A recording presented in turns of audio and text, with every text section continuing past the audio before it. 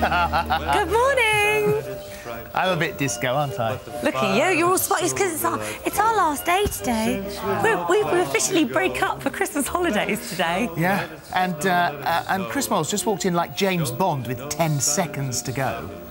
And walked in and said, "Morning, John Travolta."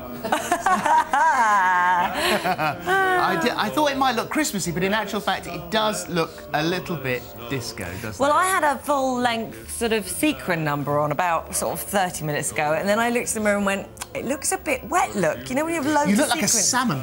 Yeah, I was like, I thought, oh, no, not for this time in the morning. See, so the amount of times we've changed for you today... I know, the effort that goes in. You see, we don't just throw this stuff together, oh, no. No, we don't. Today, we've got the original of Pop Idol, 5 Hollywood hotties, some semi-naked men and Ed Baines's croquettes. And, of course, as we said, the Radio 1 DJ turned pop star. It's never gonna snow, it's never gonna snow, it's never gonna snow at Christmas. It's never gonna snow, it's never gonna snow, it's never gonna snow at Christmas. Yeah. Although it might. It's just a taster. There's more of that to come when we chat to Chris in just a matter of moments. There's one thing on which you can rely. You tilt your head up and look into the sky. It may be sunny, maybe rain will fall, but it's never gonna snow. It's never gonna snow. It's never gonna snow. It's never gonna snow at Christmas. It's never gonna snow. It's never gonna snow. It's never gonna snow at Christmas. Honestly. Change the name of it to It's Never Gonna Sell at Christmas. Oh, don't say that! See, they sell more suntan lotion this week than they have copies of that song. Really? Oh, it's unbelievable. What a waste of time. Seriously, we could have just spent it on a big booze up. No. Anyway, hi, guys. No, don't be despondent. Fern said I've got to call you by your nickname, which you don't like, which is Willie. Don't which is call me weird. She said the same thing for me to say to you as well. To call you by your nickname, This which Fern is... Cotton, yeah? Fern Cotton, sorry, yeah. Fern Cotton after Wireless. So, Willie, is that your... She always calls Willie. me Willie, and I hate it so much because it's such an ungirly name. I mean, it's, you know, it's a Willoughby thing, obviously, you know. Well, I hope so, anyway. But, so, yeah, well, good morning, everybody. Good morning, viewers. Hi, viewers. Hi, everyone. So we were just saying, you can't play this on Radio 1. No, it's all a big, ridiculous farce. We can't play it on... I can't play it on my show, apparently, because that would be seen to be promoting a song, whereas I'm allowed to promote everybody else's song. So we made this album, and then, because I said to you, and went on your first show, and I came on, I said, we're making an album, which you just said out of the blue, you should do an album. I, well, we are. And we wrote this Christmas song, and then we said, let's release it as a single, and then the record company says, well, we'll make a video. So we all got really excited. And then they didn't really do anything else. They didn't really tell anybody about it. So it came out on Monday. No one really knows. It's out there. I'll be honest with you. If you want to buy it, you can. But you know what? It's up to you. Don't bust the gut. It's not in the shops. It's only on the download site. So it's hard to explain to people, oh, is it in the shops? No, not really. Well, I've seen something in the shops. Well, that's the album. Is that good? Well, that's on it. But that's not the... Do you know what? You just We've never come across anyone so angry at plugging their stuff. I'm not angry. I'm not. I'm very much bemused by the whole thing because this is it's a new thing for me doing all this... making a record and getting out of business. It's quite fascinating because normally I just play them. I play like the end result.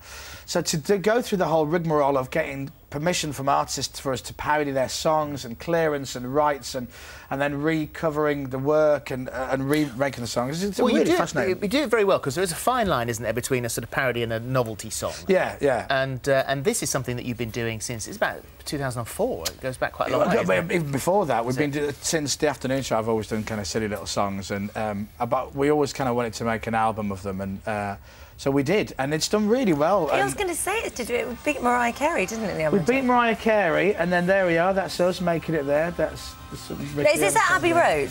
This here is Sandy, my friend Sandy, who makes all our jingles. He's got his own studio, and that's where we do it.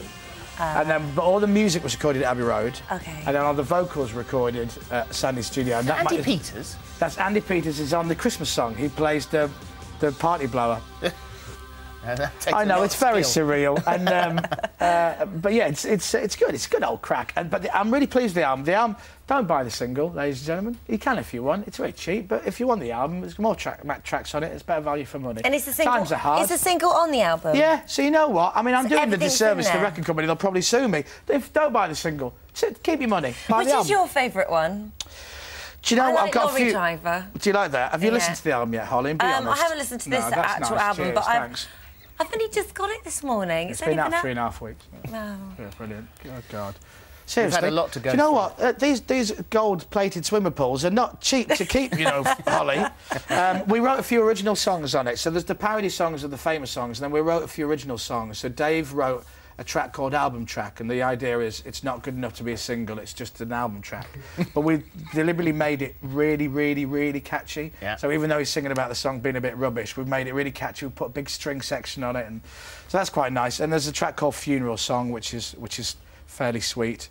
And really? Yeah, it's nice. It's I love the single being It's Never Going to Snow at Christmas. Yeah, perfectly timed. Yeah, with For the I think we're snow. 8 or 9 inches of snow forecast for tomorrow. Predicted for tomorrow. Do you know what? Honestly, the story of this single couldn't really get any worse. It really couldn't.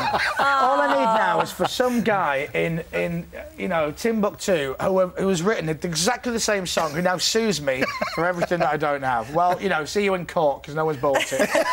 So we're all right. But what do you think about the? We all know that the likelihood, but I think it's happened already, hasn't it? That Joe's #1. Pretty much. Joe'll be #1. The Rage Against Machine will probably be #2. And what do you think about that attempt to get something else to #1? Because it's funny. I think it's good. I think it's hilarious. We played the Rage song this morning. I think it's really good. And the thing is, we had Joe McElderry on the show the other day, and I was saying to him, don't take it personally. You know, it's nothing about you. It's about X Factor and Simon Cowell, and it's not really about Simon Cowell. It's just these things happen all the time. When Bob the Builder was #1 at Christmas, it was between him and Eminem. So all the serious musos were going, it has to be Eminem, and then there were people like me going, would be funny if Bob the Builder beat Eminem to #1 though. So it just depends what side of the fence you want to sit on. But let's move from music to this is a big jump, to Africa, because you went back, didn't you? And you've got know that we talked to you on the phone, and you said that we would see footage from that trip on the BBC, and that's coming up, isn't it? It's coming up, yeah. It's on sometime between Christmas and New Year. 27th. It's on the 27th, Philip, of December at do you know what time it's on? No, I don't. We know it's on Sunday. We know it's on BBC One. Oh look, there's some. I haven't seen any of it yet because we only literally got back a couple of weeks ago. So this was, you distributed 1.5 million mosquito nets? Yes, personally, and I was shattered by the end of it. We raised £3.5 million from the climb, so thank you very much, everybody. And we bought those blue things there. Those blue things are malaria nets. Stick them around the bed or the sleeping space. And there she is, in a pair of shades, seriously. Come on, look at her. She thinks it's a catwalk. I'm in Uganda. And we raised so much money, we bought a lot of malaria nets, and we went out, and the film basically shows us going, look, if you gave us £5, you bought this, and it's going to this woman, she's going to put it around her bed, and her and her kid, you know, hopefully won't get malaria, and we'll live. It's must quite be great simple. to see firsthand what you've actually achieved. It's really nice, and it was very uplifting, and Uganda's fascinating. It's very green, it's very lush. It was everything I didn't think it would be, and, you know, I've been saying this a lot. I was quite blissfully ignorant about what their life is like there, and, you know, they don't have a lot, but they seem happy and they get on with it, and everyone's got a mobile phone. It's the maddest thing in the world. But the nets are great, and so if anybody gave us any money, seriously, thank you for that, because you literally would have saved people's lives. We gave out so many nets, it's unbelievable. Thank you for coming in today. Oh, you're more than welcome. There's a question on here which I'm sure I didn't write. What does it say? It says, I love you, Chris. Oh, that's very sweet of you, Get Holly. your hands on my script. I didn't write that while you're doing your opening link, that's all. But I hope you have a nice Christmas, Holly. And the same to you, with you and your new family, and Philip. Thank you. You're away at the moment, so you're just generally on the razz every night, according to Twitter. My family are away. Yeah, leaving you with a cellar full of wine and an empty house. Yeah. Good Lord. Best of luck. Hope you make it to Christmas Eve. Happy Christmas, viewers, as well. Have a lovely time. See, aren't that nice? Merry Christmas. What's to Belfast now? Thank you. Good. Enjoy. Yeah, enjoy it. Yeah, I've got a gig tonight. See you there. I'm going to keep talking and try and run this as much over as I can. Because it's a bit serious now, so you can't sorry, do that. I've gone. Look. OK, that's perfect.